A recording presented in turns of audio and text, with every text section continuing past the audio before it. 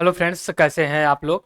देखिए, हम जो आने वाली एग्जाम है आईएएस और पीसीएस का जो 2024 का प्रीलिम्स होने वाला है जून में, उस पॉइंट ऑफ व्यू से हम एक ऐसी सीरीज चलाने जा रहे हैं जिसमें गवर्नमेंट की स्कीम बहुत ज़्यादा कमीशन के द्वारा पूछी जाती है। तो उसको हम कवर करेंगे, जो मैक्सिमम पॉसिबिलिटी है कि यहाँ से सवाल पूछे जा सकते हैं। राइट, तो आज की जो मैं स्कीम ले रहा हूँ उसमें देखिए, सबसे पहले मैं ये चीज़ बताना चाहूँगा कि जो स्कीम होती हैं वो दो तरह की होती हैं। दो तरह की होती हैं का मतलब, एक होता है कि आपका स्टेट गवर्नमेंट लॉन्च कर रही हो, और एक होता है आपका generally government of India launch कर रही हो। तो दूसरी तरफ यह देखेंगे तो उनकी जो फंडिंग्स होती है, कौन उनको पैसा देगा, कितना देगा, यह भी डिपेंडेंस करता है। तो उसके आधार पे फंडिंग्स मतलब पैसा कौन कितना देगा, उस आधार पे स्कीम को दो क्राइटेरिया या फिर दो तरह से क्लासिफाई किया जाता है। जैसे एक होता है सेंट्रल सेक्टर स्कीम, और दूसरी होती है एक सेंट्रल स्पॉन्सर स्कीम होती है।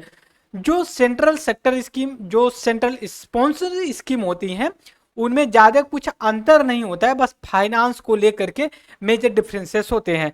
सपोज करिए MNREGA, Mahatma Gandhi national rural employment guarantee act जो है, ये स्कीम चलाई जा रही है। तो उसमें केंद्र सरकार कितना परसेंटेज पैसे देती है और राज्य सरकार कितना पैसे देती है। इस पॉइंट ऑफ व्यू से जब हम बात करते हैं तो हमें बड़ा कन्फ्यूजन होता है। इसको आगे कुछ बढ़ाएं, एक चीज और मैं थोड़ा सा डाइवर्ट लेना चाहता हूं अपने लेक्चर में, कि जब हम 2016-17 का बजट पढ़ रहे थे तो उसमें एक आया हुआ था बजट में कि जो प्लान एंड नॉन प्लान जो स्कीम थी, दोनों को मर्ज कर दिया गया।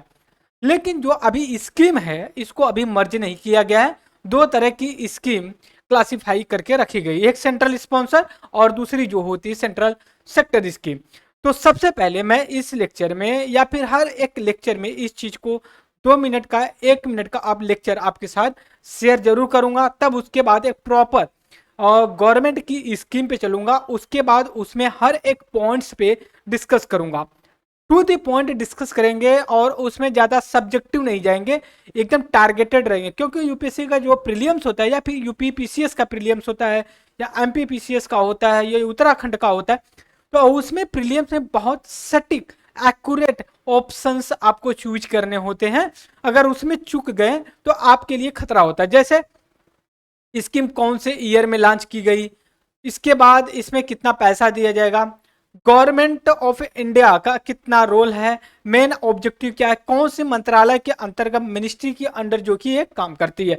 तो सबसे पहले आज जो मैं गवर्नमेंट स्कीम में आपके साथ डिस्कस करने वाला हूं दोस्तों, तो मैं आपको एक चीज बताना चाहूंगा। स्कीम में सबसे पहले मैं आपको बताऊंगा डिफरेंसेस। देखिए यहाँ पे मैंने लिख रखा है, यहाँ पे ले रखा है मैंने कि वास्तव में क्या है differences centrally sponsor and centrally sector scheme को लेकर के। तो देखिए, जो गवर्नमेंट ऑफ इंडिया की जो स्कीम होती है, ठीक है, स्कीम, एक सेकेंड, स्कीम, ठीक है, तो जनरली हम दो क्लास में जो कि इसको डिफाइन करते हैं। सबसे पहले, एक सेकेंड, सबसे पहले जो क्लासिक है central central sector sector scheme, दूसरी हुई सेंट्रल स्पॉन्सर स्पॉन्सर स्कीम होती है। तो इसमें अंतर नहीं होता है, दोनों में ज्यादा ज्यादा अंतर नहीं होता है। अंतर देखिए यहाँ पे कैसे हम इसको डिफ्रेंशिएट करते हैं। यहाँ पे देखेंगे हम, देखिए सेंट्रल स्पॉन्सर मतलब गवर्नमेंट के द्वारा, central government government of India के द्वारा स्पॉन्सर की जा रही है। स्पॉन्सर का मतलब ये हो गया कुछ सहयोग किया जा रहा है, हेल्प किया जा रहा है, ठीक है, हेल्प किया जा रहा है। तो देखिए, अब ये कह रहा funding by both central government और राज्य सरकार, केंद्र सरकार और राज्य सरकार दोनों अपनी अपनी पैसे देते हैं, एक रेशियो में डिवाइड होता है। लेकिन ये यूनिवर्सल अप्लाई नहीं होता है इंडिया में। क्यों, कैसे, देखिए जो नॉर्मल स्टेट्स होते हैं, जैसे यूपी, बिहार, मध्य प्रदेश, राजस्थान, महाराष्ट्र, ठीक है, तो उसमें क्या होते हैं 90, जैसे मान लीजिए क्या होता है 60-40 का रेशियो रखा जाता है। मतलब 60% केंद्र सरकार देगी, 40% कौन देगा, आपका जो कि राज्य सरकार देगी।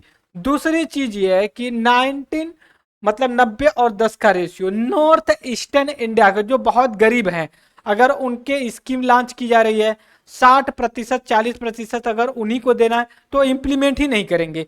वैसे ही जो major part of the ratio होता है वो given by the central government, मतलब केंद्र और राज्य दोनों का उसमें योगदान होता है, पहली चीज। दूसरी चीज, जो सेंट्रल सेक्टर स्कीम होती है एंटायरली, मतलब पूरी तरह से केवल केंद्र सरकार ही जो है कि फंड्स देगी, 100% funded by the central government या गवर्नमेंट ऑफ इंडिया के द्वारा किया जाता। अब दूसरा डिफरेंसेस देखते हैं क्या है। Normally formulated on subject place under state list, जो सेंट्रली स्पॉन्सर स्कीम होती है वो जनरली उस सब्जेक्ट पे होती है जो हमारे कॉन्स्टिट्यूशन के 7th शेड्यूल में स्टेट लिस्ट है उस पे दिया जाता है, ठीक है। और दूसरी जो स्पॉन्सर है सेंट्रल सेक्टर स्कीम है, सेंट्रल सेक्टर पूरी तरह से 100% गवर्नमेंट ऑफ इंडिया के द्वारा फंडिंग की गई है, तो वो उन यूनियन जो लिस्ट का सब्जेक्ट होता है उस पे किया जाता है। इस लाइन को मैं और इलेबोरेट करता हूं अभी। इम्प्लीमेंटेशन एजेंसी स्टेट गवर्नमेंट, देखिए जो स्पॉन्सर होती है केंद्र और राज्य दोनों का योगदान होता है, वो इम्प्लीमेंट करने के लिए केंद्र सरकार राज्य सरकार उसका दायित्व निभाती है। दूसरी तरफ जो सेंट्रल सेक्टर स्कीम होती है उसमें केंद्र सरकार अपना रोल प्ले करती है उसको इम्प्लीमेंट करने लागू करने के लिए। दूसरी तरफ अब एग्जाम्पल क्या है कि सेंट्रल स्पॉन्सर स्कीम जिसमें केंद्र और राज्य दोनों अपनी भूमिका निभाते हैं, तो ये है MNREGA, MG NREGA, national NSAP, ये जो कि स्कीम 2 है। दूसरी तरफ अगर हम आते हैं central sponsor, central sector 100% funded by the central government is मुद्रा योजना, भारत नेट योजना। बात समझ गए?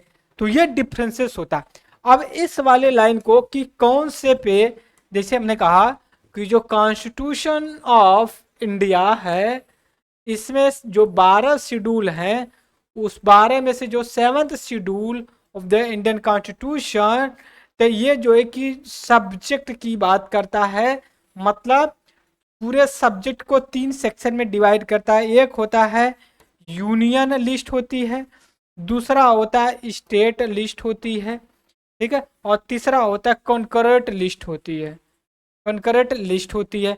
अब केंद्र यूनियन लिस्ट पे गवर्नमेंट ऑफ इंडिया जो है कि सब्जेक्ट बनाती है, और स्टेट पे स्टेट सरकार स्टेट्स जो है कि अपना रूल बनाते हैं, और कॉन्करेंट पे government of India and state government दोनों रोल बनाते हैं।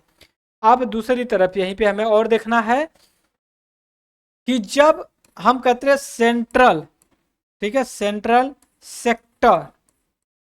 सेक्टर स्कीम, जब स्कीम की बात करते हैं तो ये जो है कि यूनियन गवर्नमेंट अपना करती है, 100% फंडेड होती है, किसका? केंद्र सरकार का। राज्य पे जब हम बात करते हैं तो यहाँ पे सेंट्रल स्पॉन्सर स्कीम जो होती है इस पे सेंट्रल गवर्नमेंट स्टेट गवर्नमेंट दोनों अपना फंडिंग करती है। एग्जाम्पल के लिए MG